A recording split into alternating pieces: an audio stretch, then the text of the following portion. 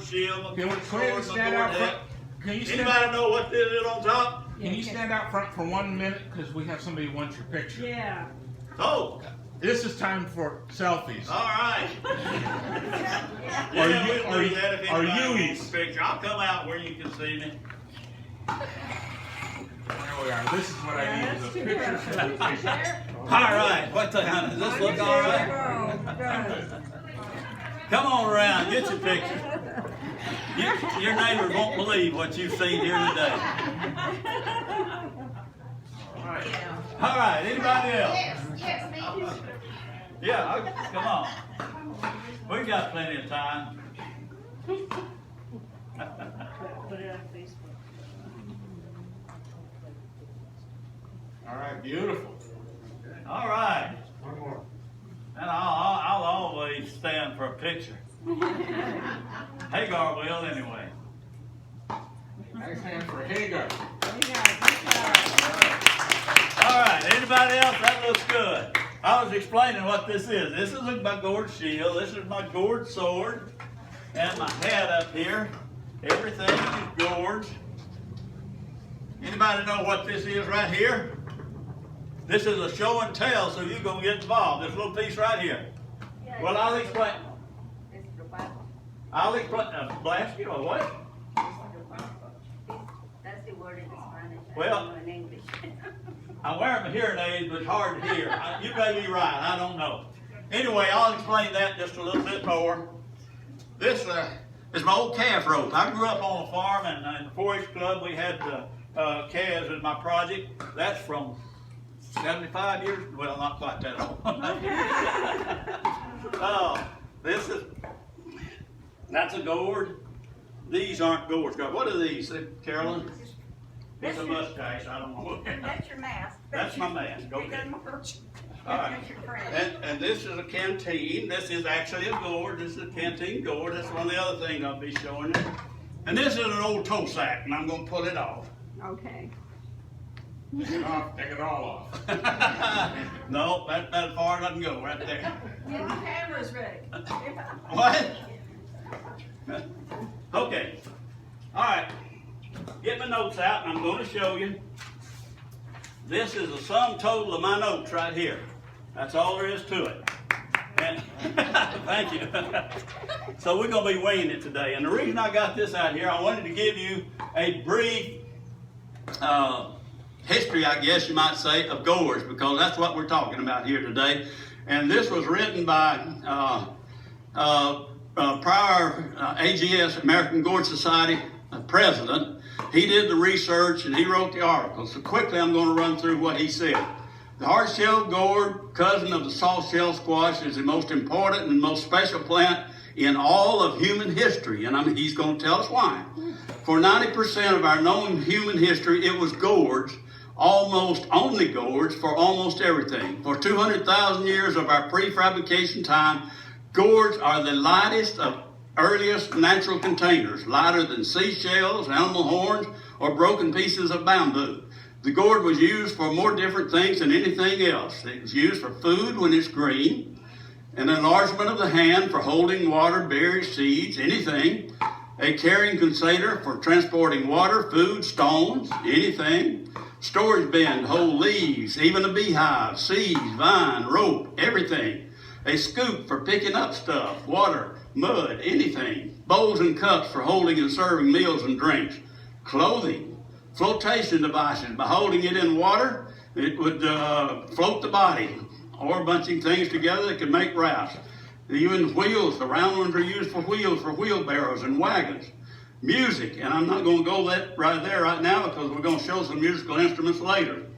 But another item they were used for artistic creation, sketches, dolls, masks, adornments.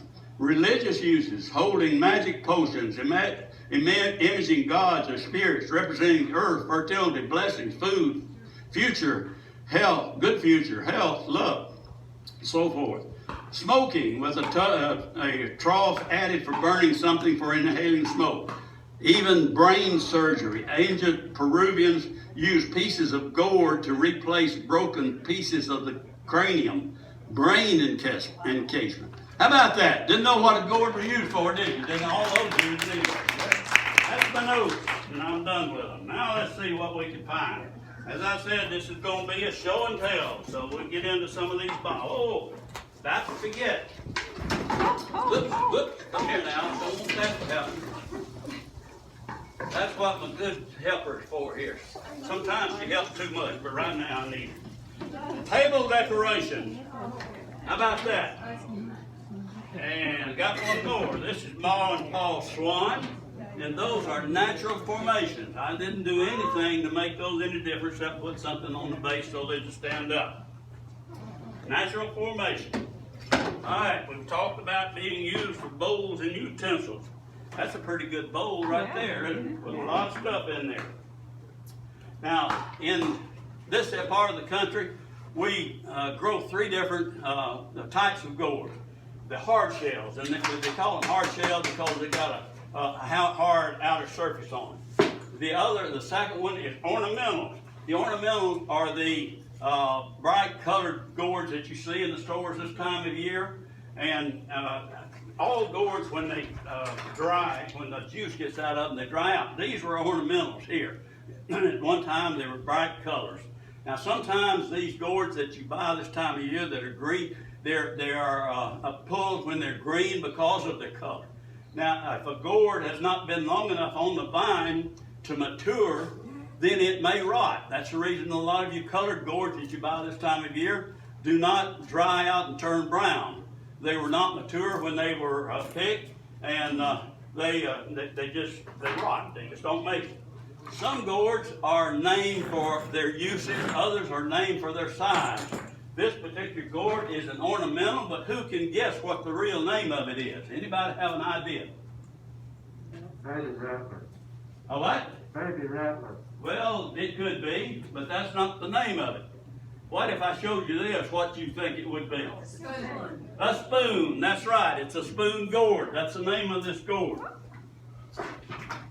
What do you think this one is? Corn. Well, it looks like an ear corn, doesn't it? Okay, it's not called an ear corn because we made it do that. We made it grow in a plastic mold, and it came out looking like an ear corn. That's just probably a little straight dip or something right there. Okay, let's see what else. Here's one called a crown of thorns. And the reason it's called a crown of thorns is because it has 10 points on it. A true shape of it would be 10 points for the crown of thorns. Now, gourds will cross-pollinate. The species will not cross-pollinate, but within the hard shells, they can cross-pollinate. The seeds in this gourd, the blossom time is when it cross-pollinate.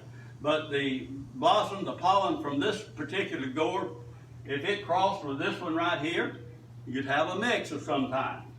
Okay, let's look. Anybody know what this is? This is the third kind of gourd that we grow in this part of the country. Sponge. Any idea? Like a what? A sponge. Got number one there. Good job. This is the loofah or sponge gourd. I'll show you some more just in a little bit. In fact, I'll pull them out just shortly. Let's look at some more of these utensils we have in here. We've got the spoon. We've got the cup. We've got the funnel. See the funnel? Sure. We've got the soup bowl. We've got the saucer. We got the plate. And we got the Christmas tree ornament. How about that? All the pioneers had to do to decorate the Christmas tree, get out a can of gold paint, spray it a little bit, and hang it on the Christmas tree, right? Absolutely. Okay, we talked about loofah. The small one I showed you was a small loofah or sponge gourd. This is the giant loofah or sponge gourd. Now, this is what it looks like when it dries out. It has an outer shell on the outside of it, and then these little grooves here in it are where the seeds are. There may be 500 seeds in a gourd like this right here. And to give you one other hint, people say they'll come up and they'll start shaking the gourd and say, this one doesn't have any seeds in it. There's no seeds in it. I said, well, that isn't true. And the reason it isn't true, if a gourd is not pollinated, it will not grow. it'll turn brown, fall off the vine. And you may be able to hear the seed rattle, but you may not be able to hear the seed rattle, because a gourd, when it's green and growing, is very much like a watermelon. In other words, it's about 90% juice inside that green gourd. Now, all that juice has to get out of that gourd for it to dry out. So what happens? This is a typical Martin House gourd. The bottom looks different from the top. Why do you think that is? Sitting on the ground. It's what? All right, now this is a dry gourd. She mentioned juice. What happens to the juice in this gourd? It came out and it molded. That's the mold. It fused out through the shell, and on the outer side of a gourd is an epidermis, or outer skin. This skin absorbs that moisture as it comes out, and it mold and mildew grows on the outside of that gourd. I've had people come up, first time they ever grew a gourd, said, my gourd was starting to rot and I pulled it and threw it away. Don't do that. That's a natural process. It looks like it's molding and rotting, but that's because mold and mildew is growing on the outside of that skin, on this skin on the outside of the gourd. All you have to do is soak it, take some kind of a sponge or scraper, and clean it. And that's not fun, because that's the hard job. It's pretty like that. It is pretty like that. And there are some of my gourds, and I'll show you one in a little bit. Yeah. That, Carolyn, do something with some of these. Just set them on the floor somewhere. That'll be all right. Can I ask a question before you go on? What? So you were saying that you put water in them and you can use them as flotation devices. Once they've dried and are really, really hard, do they start getting soft from the absorption again, or are they They do not start getting soft. Now, if you want to use them for permanent water container, and by the way, we'll get to questions kind of after the program is over, but I want to intermingle with you, but I'll be glad to try to answer this one. If you want to make a permanent container, you will need to put some kind of material inside of it to preserve it. Of course, a gourd is like a light piece of wood, and anything that can happen to a piece of wood can happen to a gourd. Termites will eat it. They will eat it. Squirrels will chew into it to get those seeds out. I showed you the loofah that came off the vine. Here's the loofah that makes. What does it make? What do you ladies use sometimes that is a gourd? scrapers on your feet? Okay. Are you saying that you have used a gourd to clean your face with? Maybe even take a bath with? Take a bath. How many of you knew that if you have used a loofah sponge, it was a gourd and you took a bath with it? I didn't know it was gourd. You're not admitting it, are you? That's what you did. The loofah sponge is a bath sponge. All right, we were talking about what's inside of a gourd. I said you may be able to hear the shell, the seeds in there, shake around, and you may not be able to. When I cut into this gourd, I saw, man, that's something special. That's the advantage of being a grower, you know. You see something that kind of different, like those swan gourds there, and like a lot of the gourds she paints, or did paint, used to paint, she gets first choice, you know. So this is a gourd showing you what the pulp looked like before it dried. Well, this is what it looked like when it dried out, but the whole gourd was full of pulp and seeds and juice when it was green and growing. Okay? All right, that's an unusual gourd right there. Here's another one, Carolyn. All right. We talked about all of those different uses. Most of you know about the birdhouse gourd. That's how I got into gourds. I wanted to plant a few gourds in the garden and put up a martin pole. And I didn't know anything about gourds. I grew up on a farm, but my dad never had time to mess around with gourds. He was trying to put enough food on the table to get us through the winter to the next spring. So the only thing I knew about them was that down by the spring in one of the places that no, I'm not through with it yet. Sometimes she helps too much, but that's all right. Only thing I knew about it was that I drive along the highway and I see a lot of gourd poles up with gourds hanging on cross arms. And if it's in the spring, say from about March to maybe June, most of those gourds will have purple martins in them. And I knew that you could use them for that. I'll just set these down here. You don't need to get up there. I also knew that the dipper gourds, the small dipper, you could use them for dipping water. And I've got one of those here somewhere. I don't know where I put it, but anyway, I'll show it to you when I get to it. But anyway, I knew that you could make water dippers out of them because Dad always kept one of them hanging down on a bush at the spring. So that's all I knew about gourds. So that first year when I planted a row of gourds out there in my garden, by mid-July, I couldn't see anything in my garden but gourd vines and little gourds everywhere. I mean, those vines went over the tomato plants, the potato plants, went up the pole bean stakes, and was climbing up sweet corn stalks.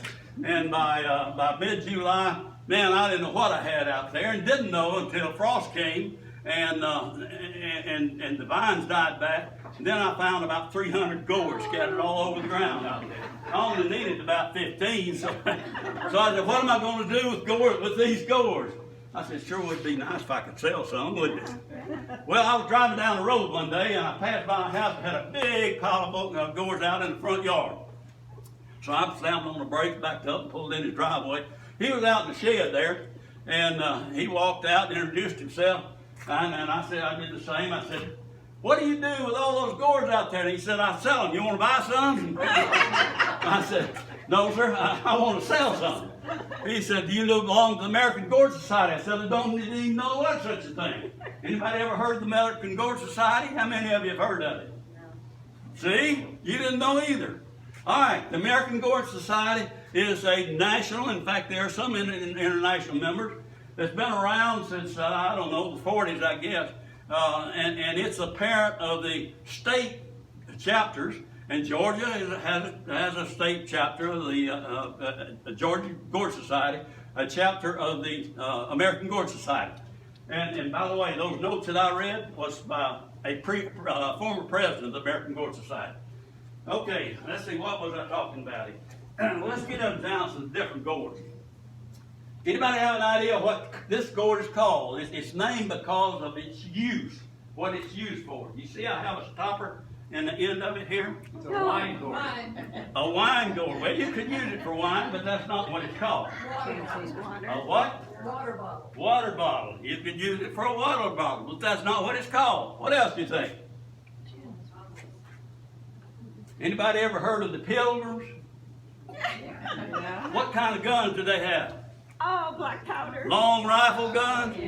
What kind, how did they make them shoot? Black powder. Black powder. Where did they store their black powder? In the gourd. What's this called? A black powder. Powder horn. Y'all catching on. Y'all about as good as some of those 3-year-olds. No, they were a little older than that, but I have done it for kindergarten and first graders.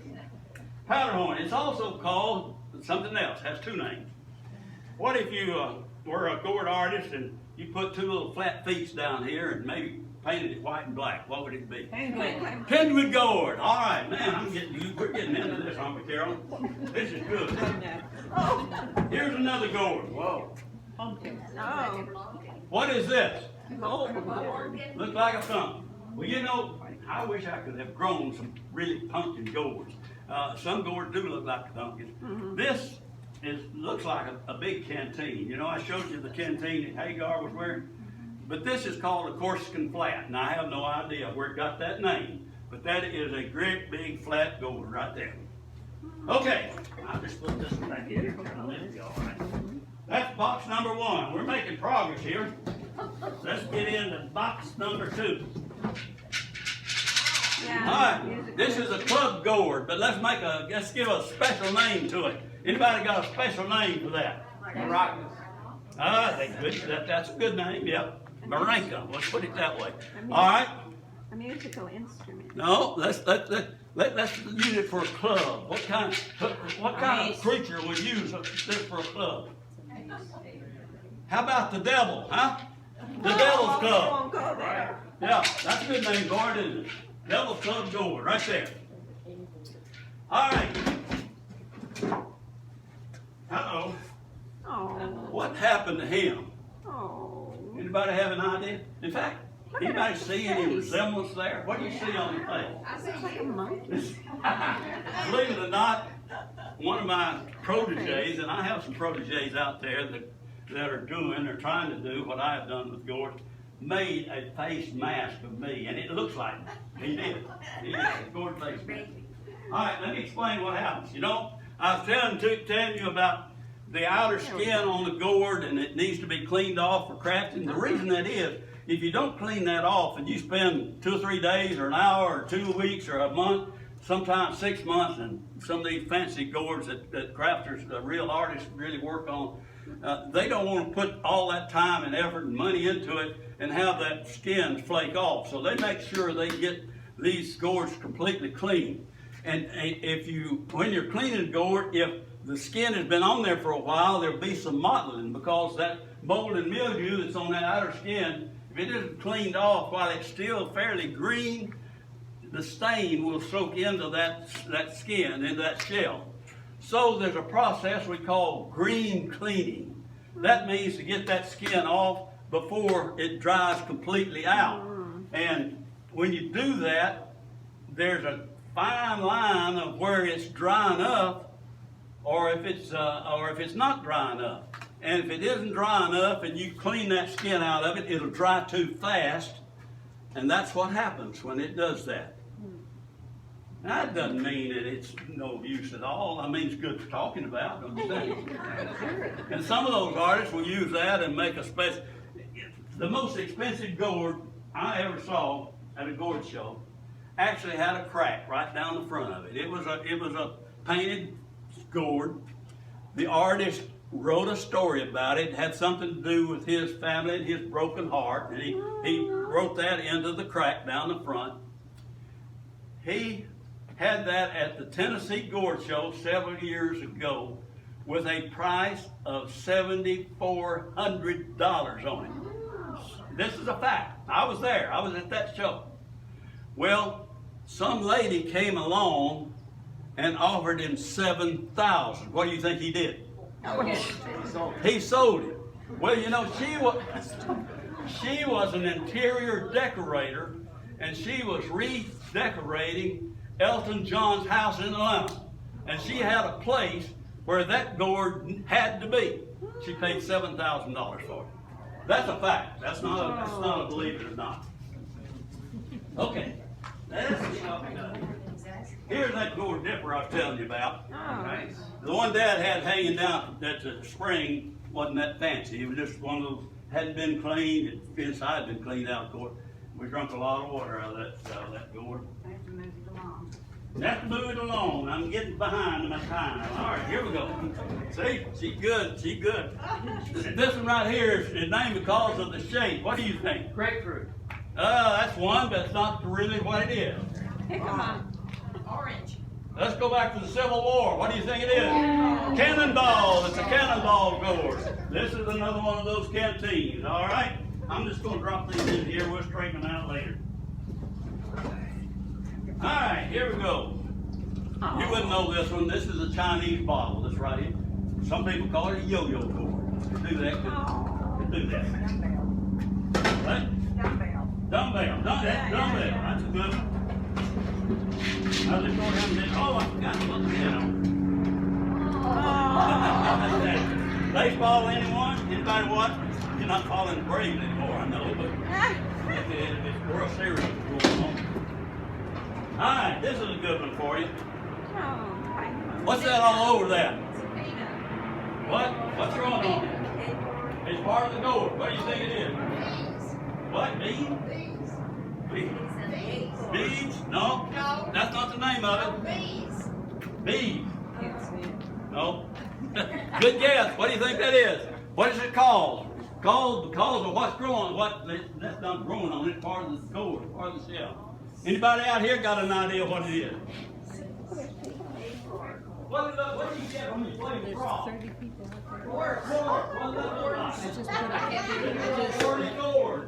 That's the name of it. A horny gourd? It's a horny gourd. That's good. Okay. Let's see what else I tell you. Oh, this is deep. Everybody knows what that is. What is that? Bear. A what? Bear. Apple. No, it's not a pear. It's an apple. An apple. That's an apple gourd. That's the shape of it, isn't it? That's an apple gourd. He's just making up. I'm moving along. I'm getting there. That's all low. Well, this one here I showed you. I showed you Chinese ball. This is a Mexican ball. And the reason I can remember that, I kind of cut the top off and it looks like a sombrero, doesn't it? That's a Mexican ball. That's the way you tell the difference in those two right there. Yeah, gotta get the big one out. What do you think this one's called? Whoa! Whoa! That's a good name for it. What do you think it's called? Who said what? A bushel? It was back first. How much will this hold? Oh, A lot. But let's put the amount on it. How much will it hold? 5 gallons. No. 10 gallons. How about a bushel? No. basket bushel. This is a bushel gourd. That's what it is. Bushel basket. I'm gonna talk about this a little bit later. All right. Oh, we'll get around to that. Okay, let's see what we got. That's our second box. We're moving along here. This one go next. No, I've got a mark. John,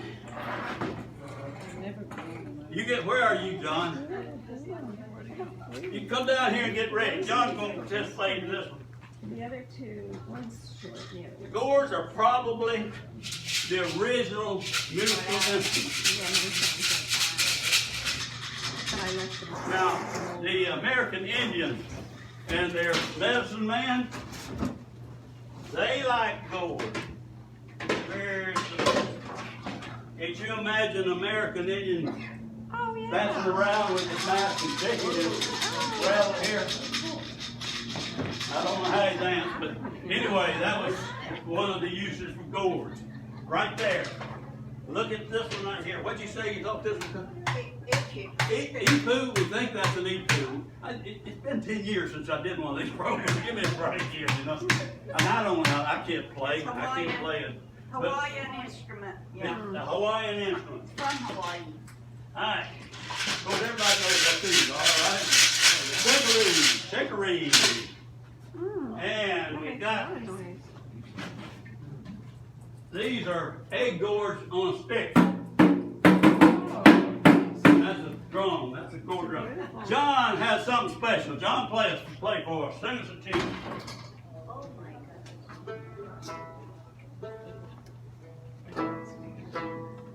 This is a gourd banjo that Glenn has, and I'm trying to figure out where the notes are on it.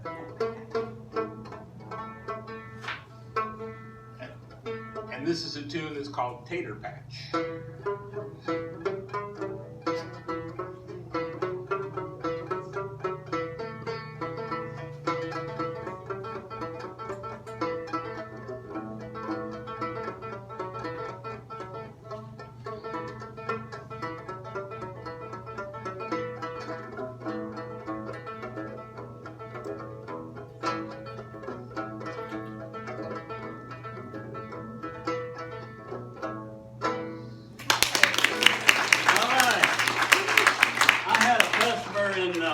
Canada that made those banjos. I grew that gourd and swapped a couple of gourds for that one. He made it back to me. He bought quite a few of those, that style, that type gourd, and made banjos and sold them. When we first moved here. Yeah. I asked John to do that because when we first moved to Crestwood in 2014. Now, he was the first person I met here when we moved. I lived next door to him, moved in next door to him. And Carolyn and I were out in the backyard one day, and he came out in the backyard, came over and introduced himself, and said, come on over to the house and I'll buy you a cup of coffee. Well, that was a good invitation, so went over there with him, and we walked into his great room. And, you know, most people got some kind of wall hangings around, you know, pictures. We got gourds in our house all over the place. But when I walked into his great room, I started looking around, stringed instruments, all kinds of stringed instruments hanging around in there. And the first thing I spotted was a gourd banjo hanging up there. Now, I couldn't believe I've been growing gourds for 23 years, and I moved in next door to a man that had a gourd banjo. Couldn't believe it. Oh my gosh. Okay. But it did. I said, did you make that, John? He said, no, but my daughter and I made that one over there. So, so he had bought that one somewhere. Look, follow that story up just a little bit more. Once he found out, and we got talking about gourds, of course, that I had grown gourds and had grown some of the long-handled dippers and had shown them at gourd shows all over the place. He started, you know, we really ought to plant a few gourds in your backyard. and he said, I want to grow a champion, you know, the biggest, longest, whatever's ever been grown. And I kind of put him off, and I said, oh, okay, John, we'll do that one day. Well, you know, John's like a bulldog. Once he thinks of something, he doesn't turn loose of it.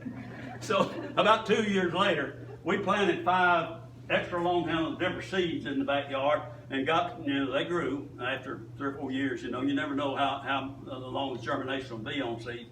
Well, they grew, and I've got about a 9-foot retainment wall behind my yard back there, and, you know, got the standard fence. And I thought, well, we can run those vines through the fence and let them kind of hang off that retainer wall, and we can get some straight gourds, and maybe he can grow a long gourd. Well, it turned out that my soil wasn't that good, but we did get some blooms on there, and we got some. I said, John, would you settle for just tying a couple of knots in gourds, maybe tying a gourd? Well, if that's all we can do, you know, we'll do that. Well, we babied those plants along, and they bloomed, and by the way, can any of you tell, you know what a male blossom looks like and what a female blossom looks like? That's important if you're in the gourd business. Anybody know? No? I don't see any yeses. I see some no's out there. Well, it's real easy. If the blossom is on a little gourd, it's female. Doesn't that make sense? You got a little gourd there with a blossom on it.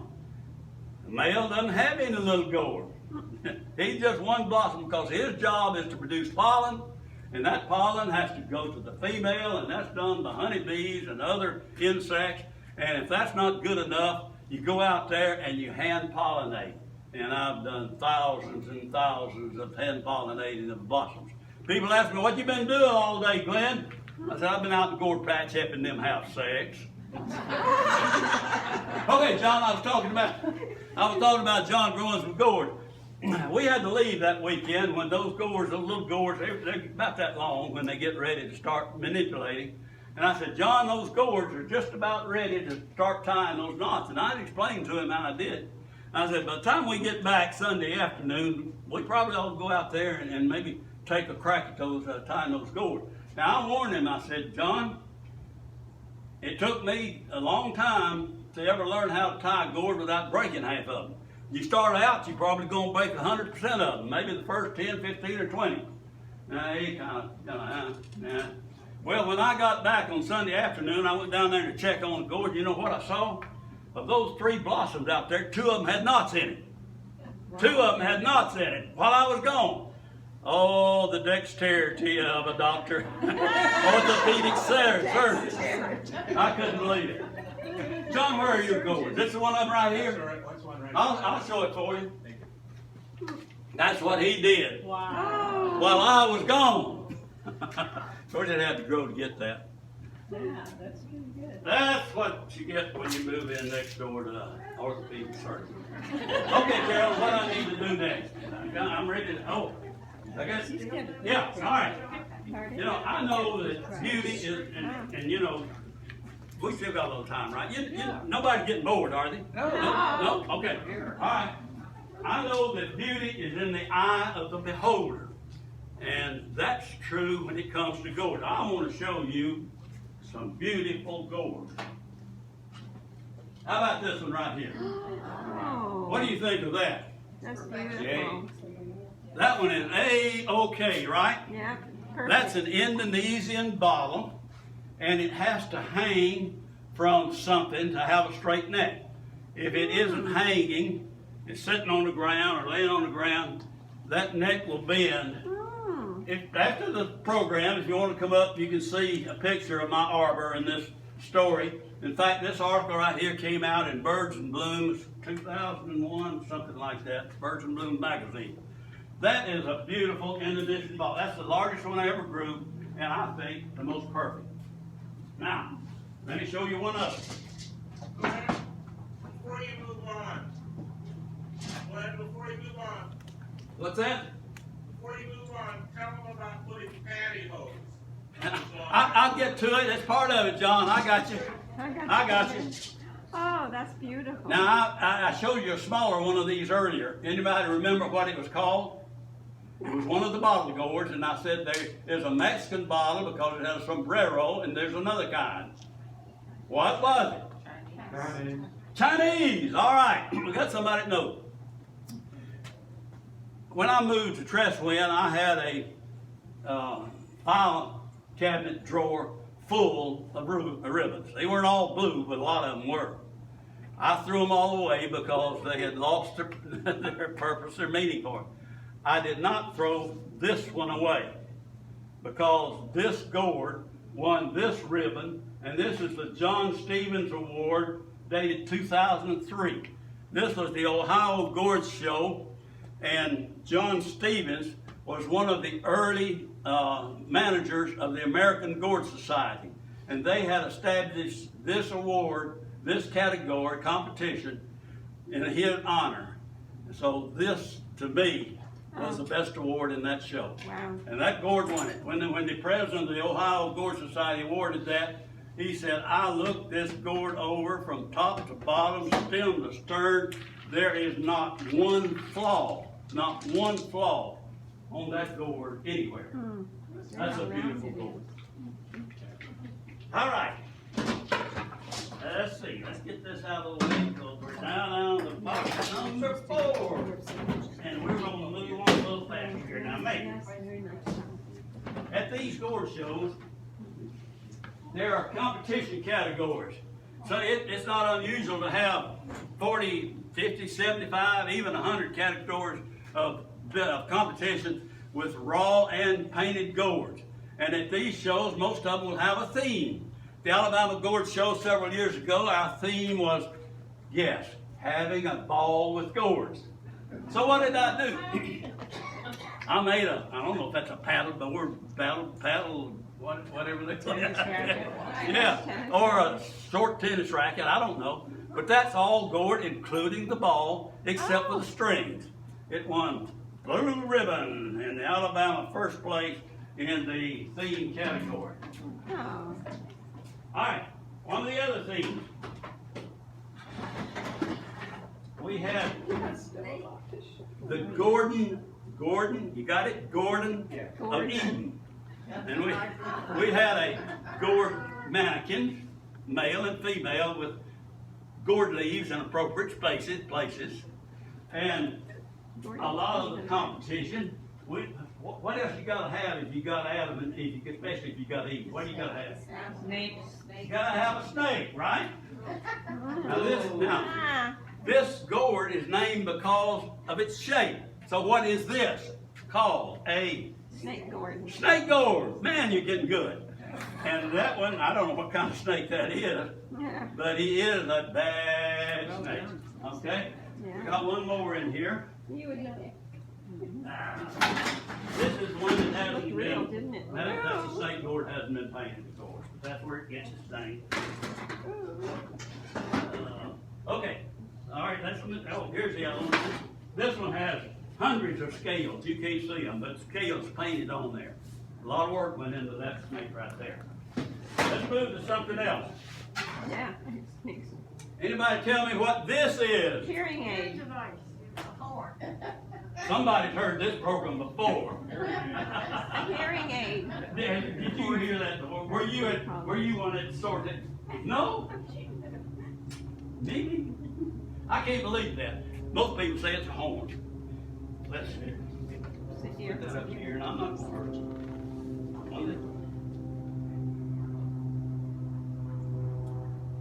She says she can hear me. That is probably the original hearing aid right there. Came from a gourd. All right. How about this gourd? You won't know what this is. It's just actually a large, I don't even know what it is myself. I call it a Santa Claus gourd. And then, can you see a Santa spacer on there, stocking cap, all of that? Nice big gourd. That's a good gourd. What do you like? Hi. Yeah.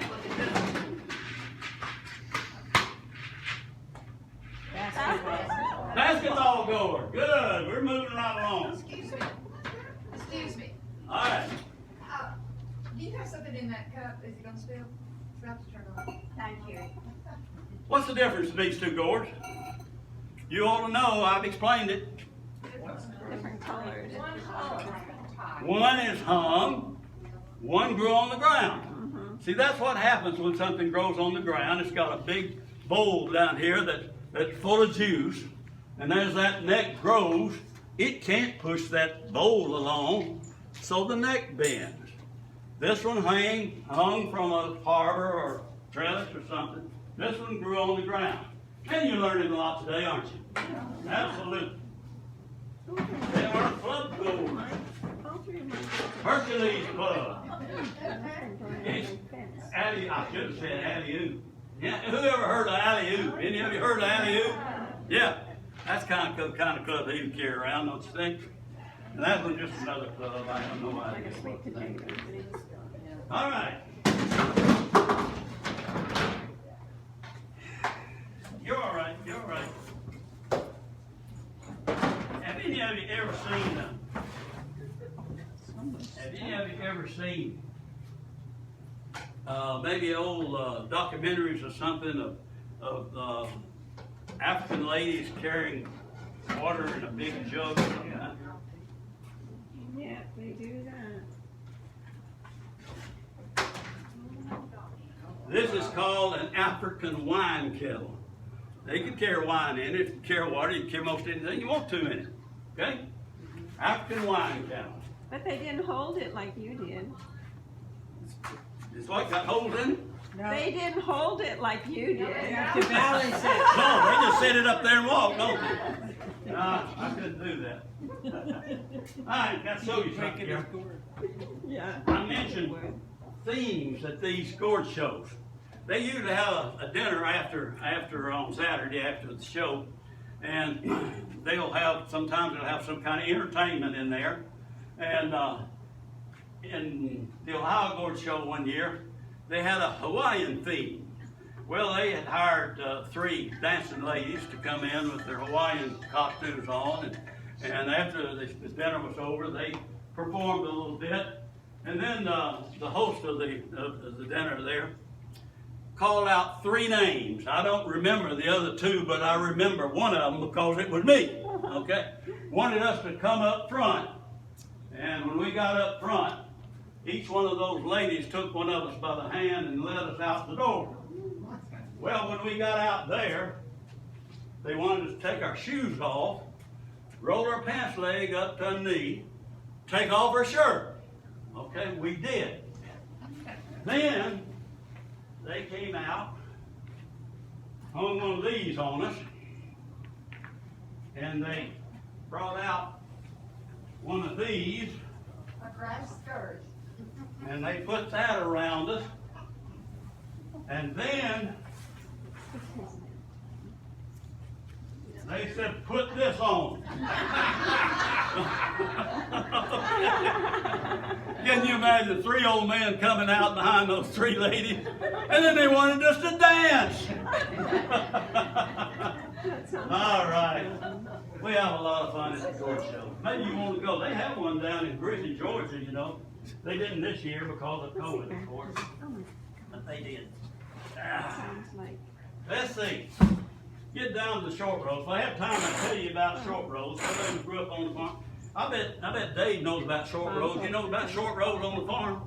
Or is all yours flat ground? No, it was something. Okay. Well, if you're on a mountain farm like I grew up, rolling hills, if you don't put in some terraces, that water is going to run down and wash all your soil away. So you put in terraces that funnels that. And when you plant a row of terrace of crop, you start on top of the terrace, you follow it around, the road goes around, follows it around, and then you keep running around until you get down in a loop, and that's where the short rows are. Short rows are the last thing that you plow when you're plowing corn or anything else. we're down the short rows because we're just about through with that terrace. All right? All right, let's see what we got here. John, I haven't forgot what you mentioned yet. It's still on the program. Still on the table. Is this the next one I will got? No, that was 4. All right, I think, let me see what I got under here.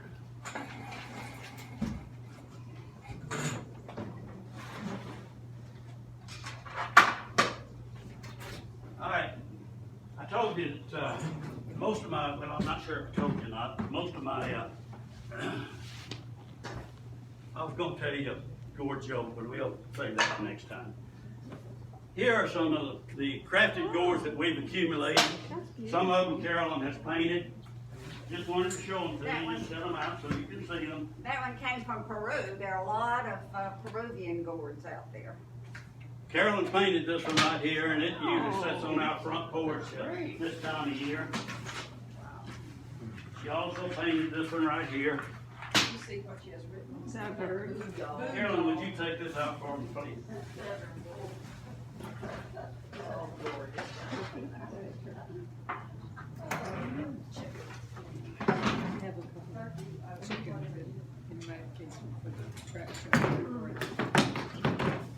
Have a hat. How about this right here? This is a gourd purse. Oh, wow. Some of those are really, really fancy. Gourd purse. I had a wine customer. You remember the name of this? And Arthurium. Antorian. They are. This the Hawaiian customer bought a lot of those Indonesian bottles, one that I said was so beautiful. And these he gifted to Carolyn and me. That's actually a Hawaiian flower, or what it looks like. But that, of course, is made from gold. Anthurium. Right. You familiar with that? Anthurium? Anthurium. Okay. Some people are. All right. There are different sizes of gourds. Some of them, they make necklaces out of them, even earrings. I don't know if you noticed Carolyn's wearing gourd earrings tonight, this afternoon. Couldn't help but notice. Beautiful, beautiful. Some of them are pretty expensive, really. You'd be surprised how much time and effort goes into those, some of these artworks. Here you go. Just show me 2 or 3 more of these. Santa Claus. Carolyn painted Santa Clauses.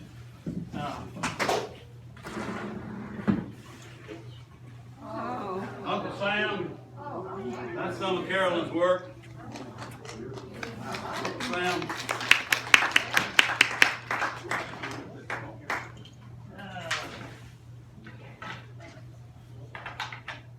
A little better mask than what I had for medicine man. Oh, that's beautiful. That's some of Carolyn's work. Yeah, don't let it fall.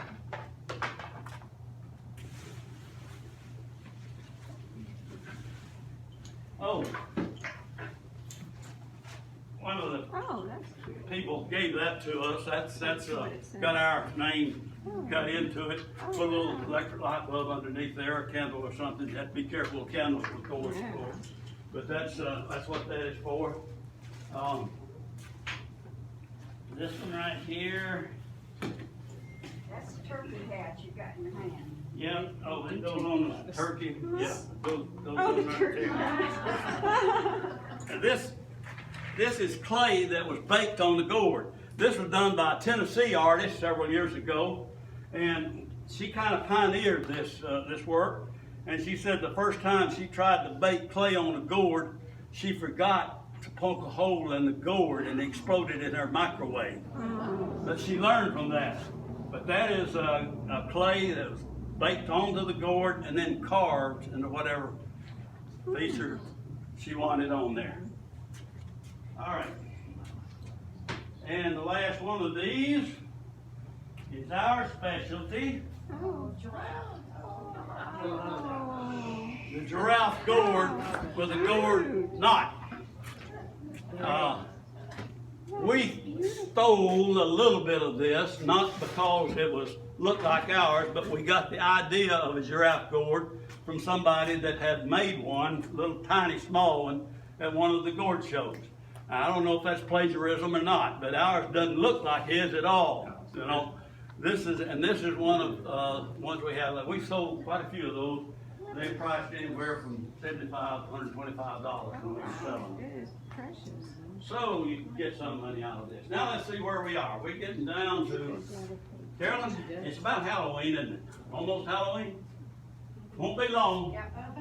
Would you believe that we used to go trick-or-treating? Would anybody believe that? Yeah. What do you think we wore? Gourd outfits. Yeah, we wore gourds. Gourd masks. All right. Let's see what it looks like here.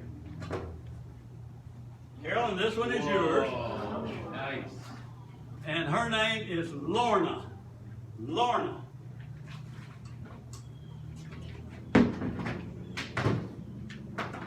This one is mine. Oh, And my name is Luke. And we're from the planet Lupa.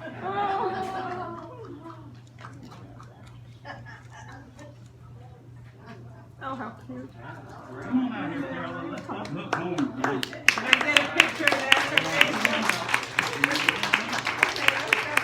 Just in case anybody wants another picture, here you go. Luke and Lorna from the planet Lupa. That is absolutely precious. All right. Smile. Check yourself. We're not bashing. You can't see us anyway. Yeah.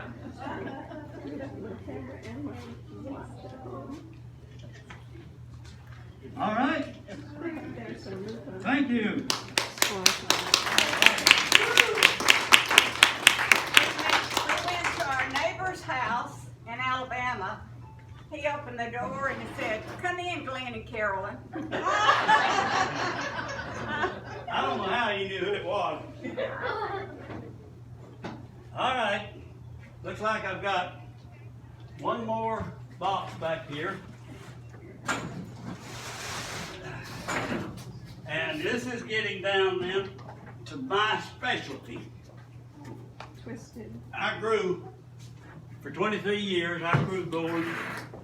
I had about an acre and a half. One year I put in 3 acres of what's called field gourds, and I had 4 arbors, like the one you see in this board up here, where the gourds hang down, and that's where I've tied all my knots. We call this gourd manipulation.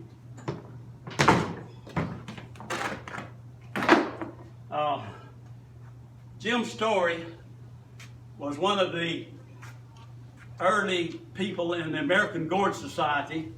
He's deceased now, and I'm going to finish by 3 o'clock, 4 o'clock, 4 o'clock. He's deceased now, but he did so much for the American Gourd Society in the way of manipulation of gourds that they set up an award in his favor. And the last part of this is going to be manipulated gourds. There's another Halloween crafted gourd. This is one of Jim's gourds. And it's kind of a signature because he used ropes to do that. And if you ever saw one of Jim's gourds and you saw another one similar to it, you could tell that was a Jim Story gourd. He gave that one to me. Of course, I insisted on giving him a knot, and he probably had hundreds of them, that he tied himself. But anyway, that's a Jim Story gourd.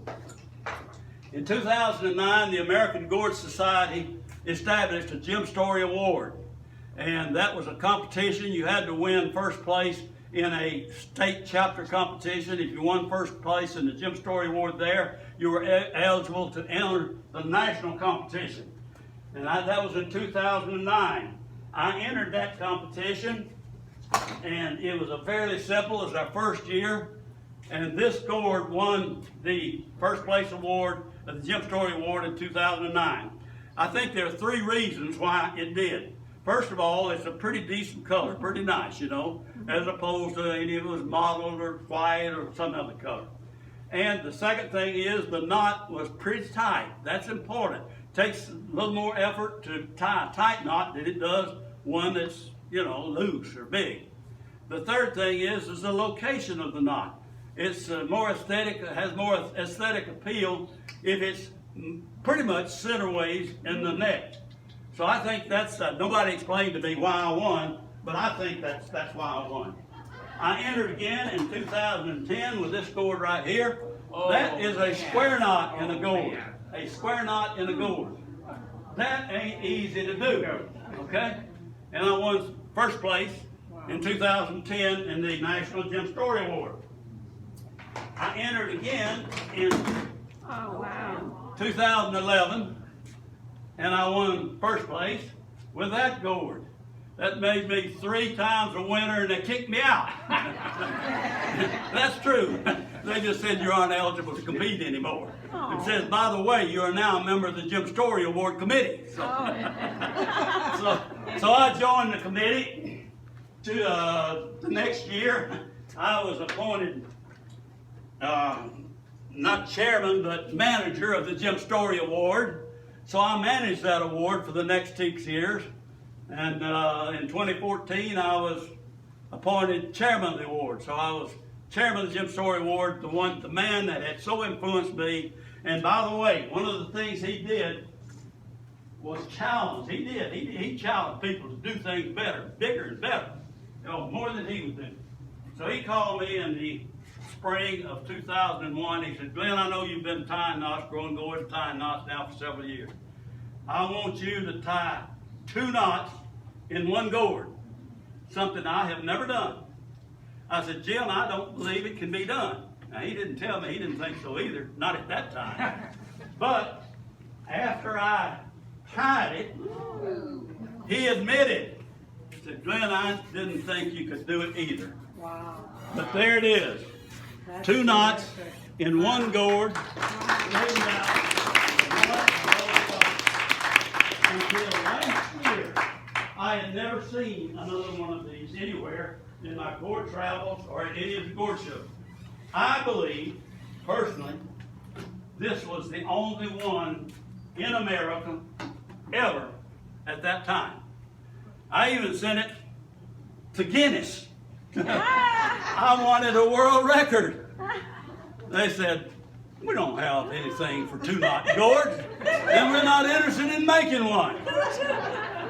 So I was able to do that one more time in 2003. That's the only time I was able to do that. That gourd was a better gourd than this one. This one's a little bit feeble, flexible, fragile. That gourd, the last I heard, and the man may be deceased now, but the last I heard, it was in Singapore. A customer in Great Britain, businessman, he calls himself Singaporeanese because he is of Chinese Chinese heritage, but he was born and raised in Singapore.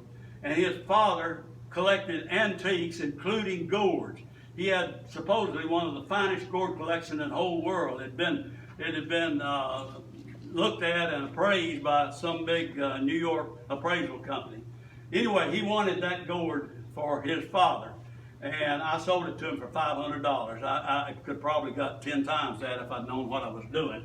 But anyway, that's the most expensive gourd that I ever sold.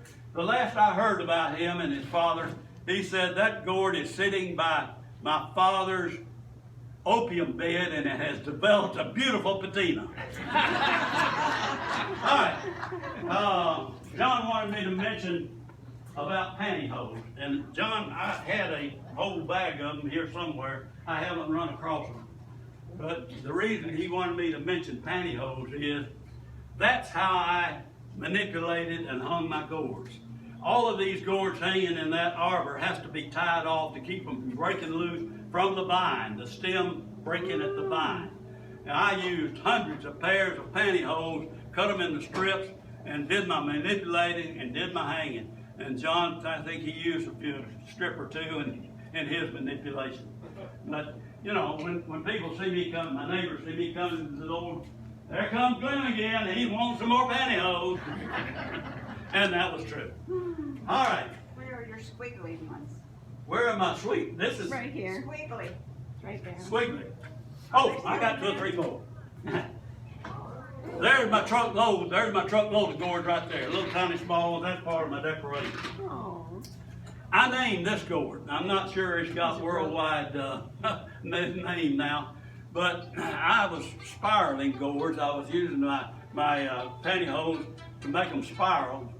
And a guy that wanted to cut some hay out there in my back field said, you know, if you're wrapping it one time, if you went back the other way and wrapped it the other way, you'd have diamonds out of it. Well, I could kind of see in my mind what he's talking about. So I did that. Well, it didn't turn out to be diamonds, but that's what it turned out to be. And I had a couple of ladies from a garden club out one day, and I said, I need a name for that gourd. That's a new design. One of them looked at it and said, that looks like a zipper to me. And I said, okay, we got a zipper dipper right here. Zipper dipper gourd. Okay, if I had, this is one of the gourds that is not clean, you know, that has the outer skin on it. If you got a beautiful gourd, why mess it up to clean the skin off of it? Look at that design on that. All right? If I had been allowed to enter the Jim Story Award the 4th year, that would have been my entry. And I was only able to do this one time. The problem is this keeps getting bigger. You got to wrap it around, stick it down through there to tie a knot. Okay? That is a double wrap dipper gourd. Let me look at that for a second. Yeah, she can hold it there, just don't drop it. No. They do break. This is a figure 8 knot. It took me 5 years to learn how to do that. Figure 8. I broke it every time I went around for that second knot, second part of that knot. Finally, it dawned on me, if you tie a overhand single in it and can untie it and let it sit overnight, it'll have that natural curve in it, and you probably can put another one in it. That's how I learned how to tie the figure. This is kind of the spirals, except they were more pronounced than that. I said that until last year, I'd never seen another one of those double knot gourds, 2-knot gourds. Just like Jim's story, I tried to encourage anybody that was interested in gourds manipulation to go ahead and do their own. And one of my proteges did tie and get one of them was double knot and get them separated last year. And I was extremely proud of it. All right, I'm going to leave you with one last thing. Where's my hat, Carolyn?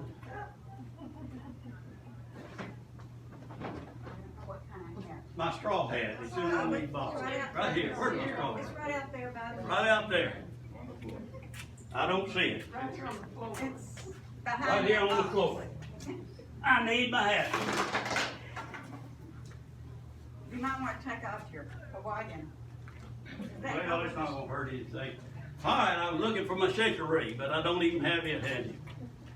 Come listen to my story about a man named Jed. Poor out near, barely kept his family fed. Then one day while cleaning out the barn, I want that back hair. Can't get it all together here.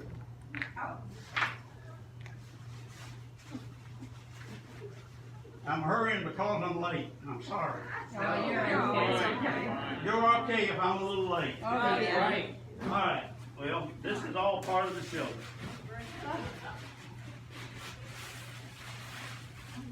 Get that other one out too, Carolyn, please. Look at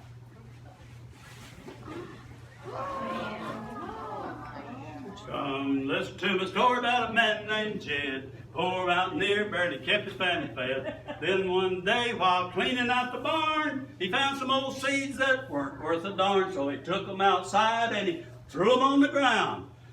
First thing you know, they were all vines all hanging all around. Green gold. The board crafter's paradise. First thing you know, old Jed's a millionaire. Kinfolk said, Jed, move away from there. An old gourd head is what you gotta be. So he packed up his truck and moved to Crestland, USA. That's all, folks. Thank you for coming. If you want to come around, look at the gourds, read the article, whatever. If you have any questions, I'll be glad to try to answer them. Oh, we got one more. We gotta show this one. How do you get it loose? I don't know how to do it. All right. All right. Hold on with that one. You won't believe this, will you? You won't believe it. You won't believe it. How about that? Now that's all, folks, I guarantee. Let's have a nice hand for Glenn. And thank you all for coming to our Neighbors Entertaining Neighbors. Now, I told you before you were here, if someone asked you if this was a good program, you're supposed to say you weren't here. You're supposed to say, oh, you missed the best program ever. But you don't have to lie, because this is the best program I have seen. So it's another hand for Glenn and his lovely assistant, Carolyn. Thank you. I appreciate you coming. You know, we didn't know if we'd have 6,000 or 6,000 here.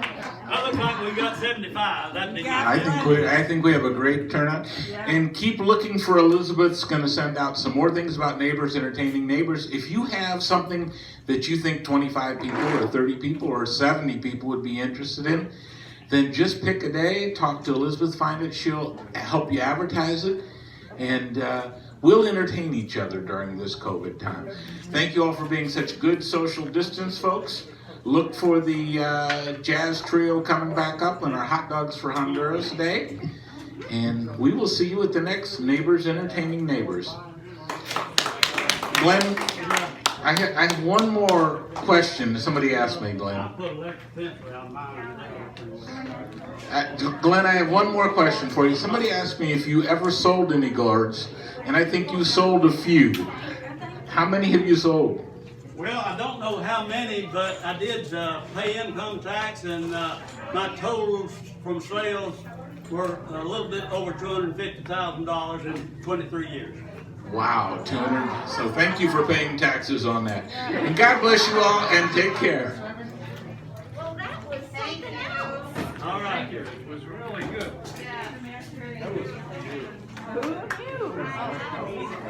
I could get all David is great.